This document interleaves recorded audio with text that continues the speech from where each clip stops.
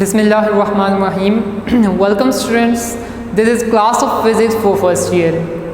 Students, in the previous lecture we were discussing about the uncertainty. हम लोगों ने uncertainty को डिफाइन इस तरह से किया था कि quantification of doubt in a measurement is called as the uncertainty. और इसके साथ साथ स्टूडेंट्स हम लोगों ने रिलेटिव अनसर्टेनिटी, एब्सोल्यूट अनसर्टेनिटी और परसेंटेज अनसर्टेनिटी के कॉन्सेप्ट्स को देखा था। और स्टूडेंट्स हम लोगों ने फिर उसके बाद देखा था कि किसी मेजरमेंट में जिसमें फ़िज़िकल क्वांटिटीज़ आपस में मल्टीप्लाई हो रही हों, डिवाइड हो रही हों, ऐड हो रही हों या सब्ट्रैक्ट हो रही हों, इस तरह के मेजरमेंट्स में हम लोग अनसर्टेनिटी को किस तरह से इंडिकेट करते हैं। उसके लिए स्टूडेंट्स हम लोगों ने कुछ रूल्स देखे थे। हम लोगों ने फर्स्ट रूल देखा था rule for addition and subtraction को।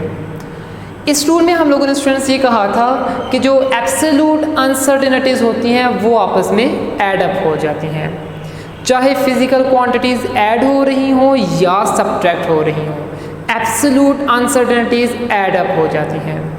सेकंड रूल हम लोगों ने पढ़ा था students rule for the multiplication and division. जो रूल मल्टीप्लिकेशन के लिए है वही रूल डिवीजन के लिए भी है। और इस रूल में हम लोगों ने स्टूडेंट्स ये कहा था जो परसेंटेज अनसर्टेनिटीज़ हैं वो ऐड अप हो जाती हैं। पहले वाले केस में एब्सोल्यूट अनसर्टेनिटीज़ ऐड होती हैं और दूसरे वाले केस में परसेंटेज अनसर्टेनिटीज़ ऐड हो जाती हैं। In the third case was related to the power of physical quantity.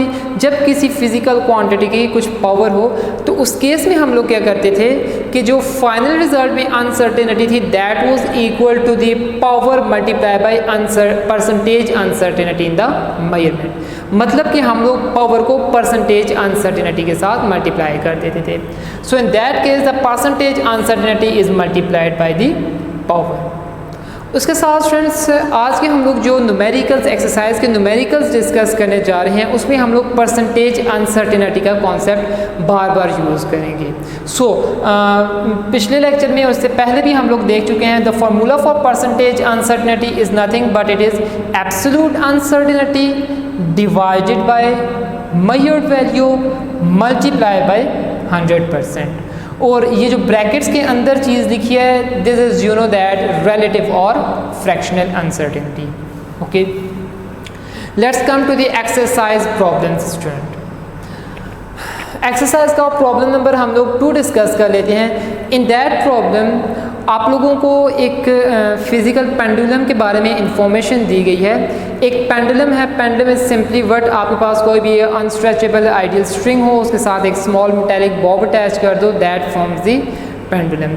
तो पेंडुलम के लिए आप लोगों को स्टूडेंट्स इन्फॉर्मेशन गिवन है कि वो जो थ्रेड है उसकी जो लेंथ है प्लस डायमीटर ऑफ बॉब वो टोटल आपके पास आ रही है 1.50 plus minus 1.50 plus minus 0.01 metres length के बारे में इंफॉर्मेशन है। सेकंड आपको इंफॉर्मेशन गिवन है acceleration due to gravity which is equal to 9.8 along with absolute uncertainty 0.1 metre per second square जो कि एक्सेलरेशन का यूनिट है। Students, from our previous knowledge we can say that this 0.1 is the absolute uncertainty in the acceleration due to gravity, while 0.01 this is actually absolute uncertainty in the length of that pendulum. So what we are asked to find out time period as well as absolute uncertainty in the time period भी find out करना है और उसके साथ साथ absolute uncertainty in the time period वो भी हम लोगों ने फाइंड आउट करनी है। So how we will find out it. 9th class में आप लोग time period of simple pendulum उसके लिए रिलेशन पढ़ गए हैं that is equal to 2 pi under root L divided by g. And इंशाल्लाह in the first year you will once again discuss but in more detail about the simple harmonic motion and this pendulum system, mass spring system, etc. So the formula for time period is T is equal to 2 pi under root L divided by G, where L is the length of pendulum and G is the acceleration due to gravity. Simply if you introduce the values, pi की value 3.142 और 22.7 जो भी आप use करना चाहें, length की measured value 1.50 आपको given है, एक्सेलरेशन ड्यू टू ग्रेविटी की वैल्यू 9.8 9.8 आप लोगों को गिवन है। अब आपने क्या करना है students, it is now your work, आपने ये करना है ये सारी की सारी वैल्यूज़ कैलकुलेटर में एंटर करनी है और आप लोगों ने टाइम पीरियड की वैल्यू फाइंड आउट कर देनी है और यूनिट आपके पास सेकंड यूज़ होगा, that is why I put S over here, और टाइम पीरियड आप लोगों ने खुद इसके लिए फाइंड आउट कर देना है। नाउ स्टूडेंट्स, उस टाइम पीरियड को हम लोग करेक्ट ठीक तरीके से अकॉर्डिंग टू रूल्स कैसे लिखेंगे? अगर आप लोगों को याद हो स्टूडेंट्स, हम लोगों ने जब अलजेब्रा ऑफ सिग्निफिकेंट फिगर्स पढ़ा था उसमें हम लोगों ने मल्टीप्लिकेशन और डिवीजन के लिए रूल देखा था। And in that rule we said that जब फिज़िकल क्वांटिटीज़ मल्टीप्लाई या डिवाइड हो रही हों तो फाइनल जो आपके पास रिज़ल्ट आता है उसमें कितने सिग्निफिकेंट फिगर्स होंगे, जितने वो मल्टीप्लाइंग होने वाली या डिवाइड होने वाली क्वांटिटीज़ में से जिसमें सबसे कम सिग्निफिकेंट फिगर्स हैं। ओके, यहाँ पे अगर आप देखो students, 2 is constant, pi is constant, इनके साथ तो हमारा कंसर्न नहीं होगा, हमारा कंसर्न एल और जी के साथ होगा। अगर स्टूडेंट्स मैं एल में देखूँ, इसमें जो मेरे पास नंबर ऑफ सिग्निफिकेंट फिगर्स है 1.50 है, तो इसमें 3 सिग्निफिकेंट फिगर्स मेरे पास बन रही हैं। जबकि मैं जी में देखूँ तो 9.8 है मेजर्ड वैल्यू, तो इसमें 2 सिग्निफिकेंट फिगर्स बन रहे हैं। इसका मतलब ये हुआ, चूँकि यहाँ पे डिवीजन हो रही है, इसका मतलब ये हुआ फाइनल रिजल्ट में सिर्फ और सिर्फ 2 सिग्निफिकेंट फिगर्स होंगे। तो जो भी आप लोग यहाँ पे रिजल्ट लिखोगे उसको आप लोगों ने फाइनली क्या कर देना है, by the rules you have to round off the final result to the 2 significant figures, और 2 सिग्निफिकेंट फिगर्स पे आप लोग अपने रिजल्ट को राउंड ऑफ कर दोगे तो वो आपका जो होगा that will be your final result. This is simply the first part of your this is the first part of your numerical. Second part में हम लोगों ने अभी इसमें absolute uncertainty भी find out करनी है। So how will you find the absolute uncertainty? तो स्टूडेंट्स, हम लोगों ने एब्सोल्यूट जो अनसर्टेनिटीज़ इंडिकेटिंग अनसर्टेनिटीज़ के लिए जो हम लोगों ने रूल्स देखे थे उन रूल्स को हम लोग रिकॉल कर देते हैं। हम लोगों ने ये कहा था जब फिजिकल क्वांटिटीज़ मल्टीप्लाई या डिवाइड हो रही हों तो परसेंटेज अनसर्टेनिटीज़ एडअप हो जाती हैं, और जब पावर आ जाए तो वो पावर परसेंटेज अनसर्टेनिटी के साथ मल्टीप्लाई हो जाती है। अगर आप लोग स्टूडेंट्स यहाँ पे देखो, the formula is t is equal to 2 pi under the root l by g. Under root को मैं इस तरह से भी लिख सकता हूँ, पावर 1/2 की फॉर्म में भी लिख सकता हूँ, because square root is nothing but power 1/2।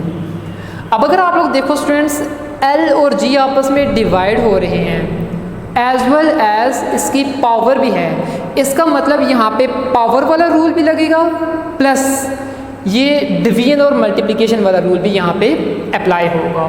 So rule of multiplication and division is applied and rule of power is applied. So percentage uncertainty in the time I can write it that L की power में 1/2 है, G की power में भी 1/2 है, ये दोनों divide भी हो रही हैं। From the division we know that percentage uncertainty is use to add up, and from power we know that percentage uncertainty is multiplied by power. कहने का मतलब ये जो percentage uncertainty in time period आएगी वो किसके इक्वल होगी, power multiply by percentage uncertainty in L plus power multiply by percentage uncertainty in acceleration due to gravity. So simply you can write percentage uncertainty in time period it is equal to 1/2 times power times percentage uncertainty in L plus 1/2 times percentage uncertainty in G. Okay. अब students अगर आप लोग यहाँ पे देखो percentage uncertainty का मैंने formula लिख दिया है, it is equal to absolute uncertainty in L divide by measured value of L multiply by 100। आपको absolute uncertainty in the L given है, measured value of L given है, तो आप जस्ट यहाँ पे वैल्यूज़ इंट्रोड्यूस करोगे और आप लोगों को परसेंटेज अनसर्टेनिटी इन L मिल जाएगी, same like percentage uncertainty in G आप लोग फाइंड आउट कर सकते हो। So what you have to do, you have to find these values and put these values in this relation 1/2 के साथ multiply करके ऐड करके आप लोगों ने इस रिजल्ट को सिंप्लीफाई कर देना है। सो फाइनल के ऊपर आपको क्या मिल जाएगी, percentage uncertainty in the time period. Now we are asked to find absolute uncertainty in the time period, not percentage uncertainty. So इस percentage uncertainty जो आप लोगों ने यहाँ से find out कर दी होगी उसमें हम उसके थ्रू हम लोगों ने absolute uncertainties find out करनी है। So you know that from the formula, percentage uncertainty in time period is equal to 1 over absolute uncertainty in time period divided by time measured value of time period multiplied by 100. So इस equation को आप लोग mathematically reset कर दें, t को यहाँ multiply कर दें, 100 को डिवाइड कर दें, you will get this much relationship. Now percentage uncertainty in time period, you know from you have previously calculated, measured value of time you have calculated and divided by 100. So you will solve this equation and you will get simply absolute uncertainty in the time period, and this is how your numerical number 2 is solved. Okay, next is exercise problem number 5. This problem number 5 the problem number 5 is related to the rounding off rules as well as the significant figures.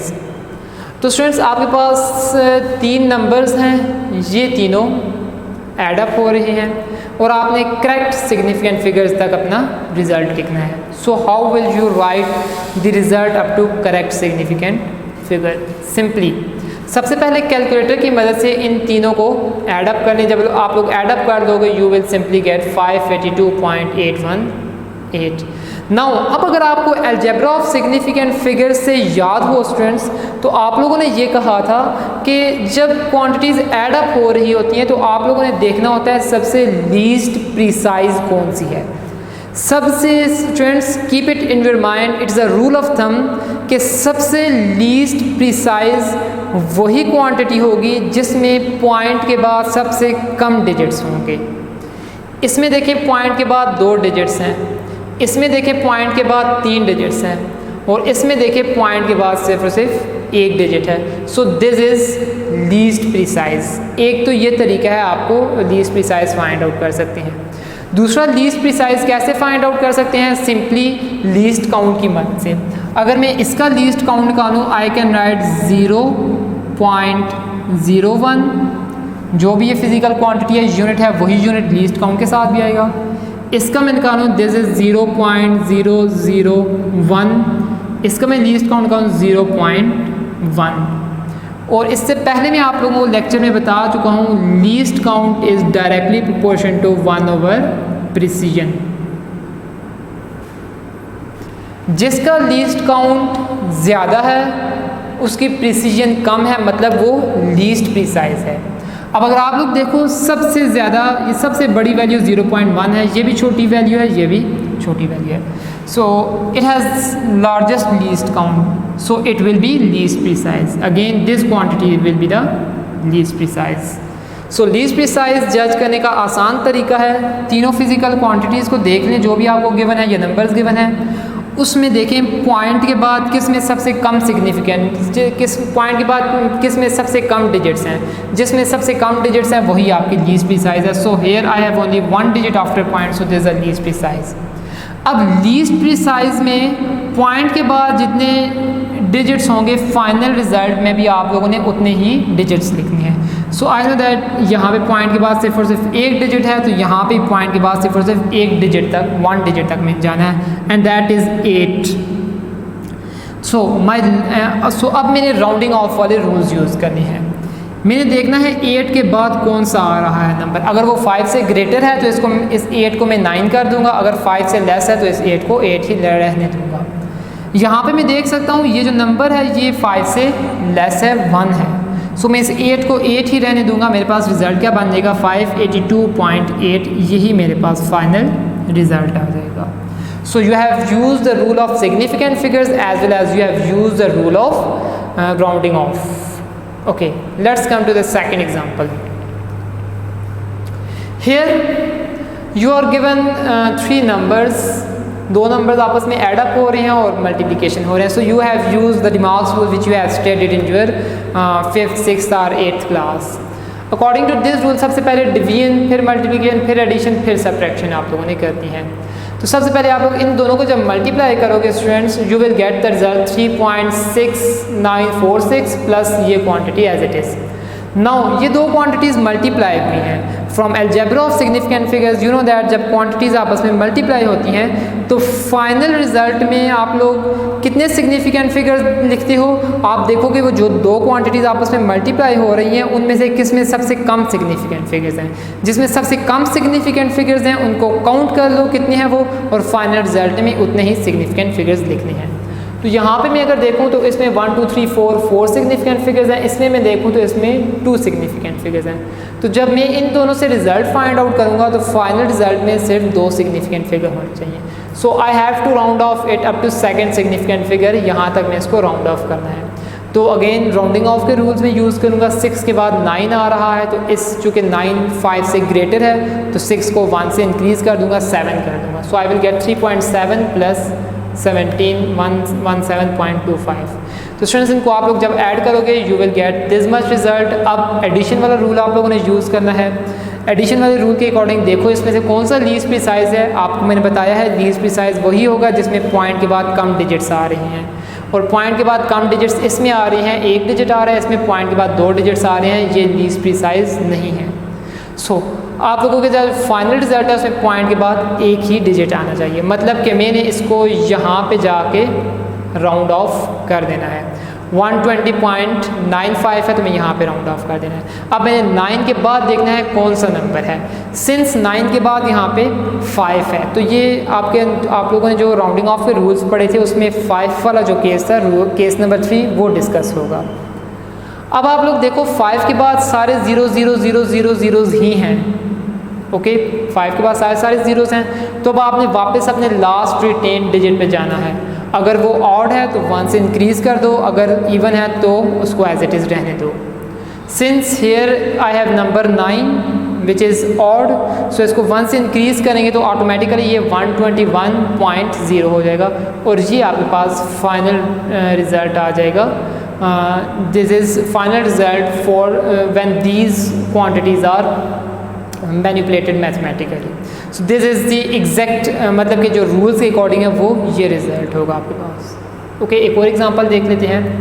Hair I have 2 quantities being subtracted. ये दोनों quantities standard scientific notation में लिखी हैं। Students keep it in your mind कि जब भी इस तरह से आपके पास क्वांटिटीज़ लिखी हों और वो ऐड या सब्ट्रैक्ट हो रही हों तो सबसे पहले आप उनकी पावर्स सेम कर लो। यहाँ पे 10 पावर 4 है, यहाँ पे 10 पावर 3 है, या इस 10 पावर 3 को 10 पावर 4 कर दो या इस 10 पावर 4 को 10 पावर 3 कर दो। तो मैंने क्या किया, इस 10 पावर 4 को 10 पावर 3 कर दिया है।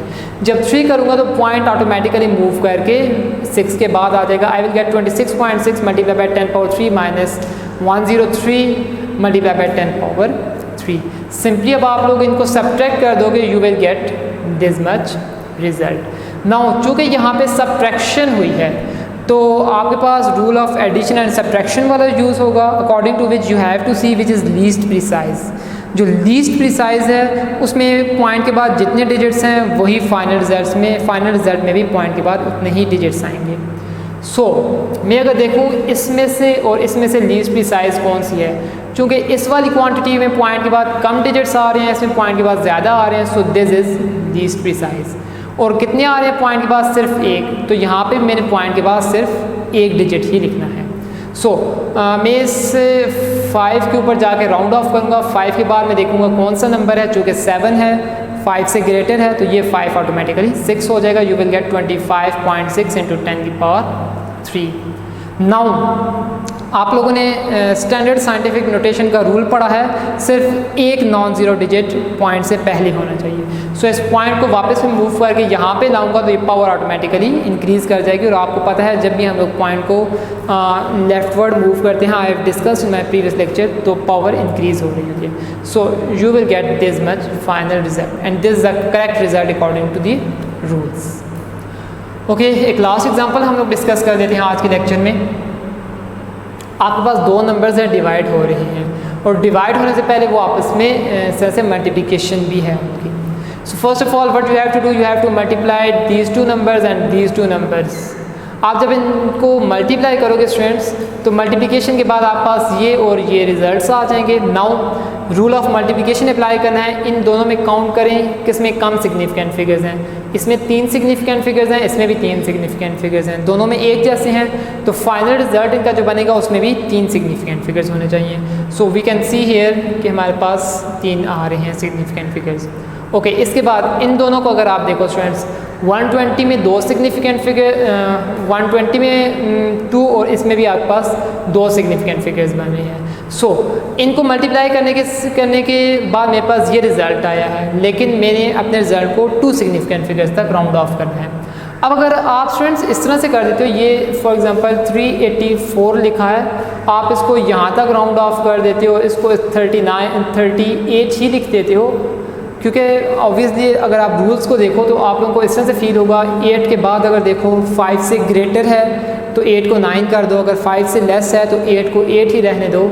चूँकि यहाँ 4 जो है वो 5 से लेस है, तो अगर आप लोग 384 को 38 लिखोगे ये गलत कंसिडर होगा।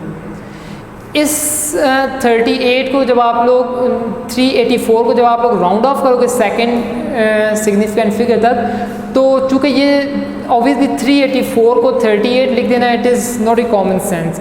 सो यू विल डू व्हाट, आपको 100th प्लेस तक राउंड ऑफ इसको करना है। मतलब 384 है तो आप लोग इसको स्टूडेंट्स कैसे लिख दोगे, 38 लिखोगे लेकिन साथ में 10 से मल्टीप्लाई आप लोगों को करना पड़ेगा। 10th यहाँ पे आपने 100th प्लेस पे जाकर इसको राउंड ऑफ कर देना है। सो आपके पास ये वाला नंबर जो है, इसमें जब 2 सिग्निफिकेंट फिगर्स की फॉर्म में आप लोग लिखोगे तो ये आपके पास फाइनल रिजल्ट बनेगा। Now 38 has 2 significant figures, we can easily see that, and it is written the standard scientific it is written in multiplication with the 10। Now ये आपके पास एक फ्रैक्शन आ गया। जब आप इस सारे के सारे फ्रैक्शन को एट वंस कैलकुलेटर में सॉल्व करेंगे, या आप लोग 38 को 10 से मल्टीप्लाई कर दें, सिंपली ये आपके पास 380 रिजल्ट बन रहा है। जब आप लोग इस फ्रैक्शन को सॉल्व करोगे students, you will get this much result, 0.13444737। अब आपने देखना है इन दोनों में से किस में least number of significant figures हैं। न्यूमिनेटर में आपके पास 3 सिग्निफिकेंट फिगर्स हैं, डिनोमिनेटर में सिर्फ 2 सिग्निफिकेंट फिगर्स हैं। तो आप अपने फाइनल रिजल्ट को 2 सिग्निफिकेंट फिगर्स तक राउंड ऑफ करना है। फर्स्ट सिग्निफिकेंट फिगर ये है, सेकंड ये है। 3 के बाद देखें 5 से अगर ग्रेटर आ रहा है तो 3 को 4 कर दें, अगर 5 से लेस आ रहा है तो इसको एज इट इज़ 3 हम लीव कर देंगे। Okay, now I can see here that after 3 I have number 4 and 4 is obviously less than 5, so ये 3 as it is रहेगा और मेरे पास जो फाइनल रिजल्ट बनेगा that will be 0.13। Students with exercise problem number 4 मैंने कुछ एग्जांपल्स नहीं solve किए हैं, वो मैंने आप लोगों के लिए होमवर्क के तौर पे छोड़ दिए हैं। इसके अलावा जो चैप्टर में एग्जांपल्स हैं इन सारे टॉपिक से रिलेटेड वो आप लोगों ने खुद करनी है। In case if you find difficulty in that in solving that examples, you can easily contact sir Umair भी ग्रुप में है, आप मुझसे भी कॉन्टैक्ट कर सकते हैं। We will help you in solving these examples. Inshallah, in the next lecture we will discuss precision and accuracy, and we will discuss further problems related to that topic. Till that, Allah Hafiz. Thank you very much, friends.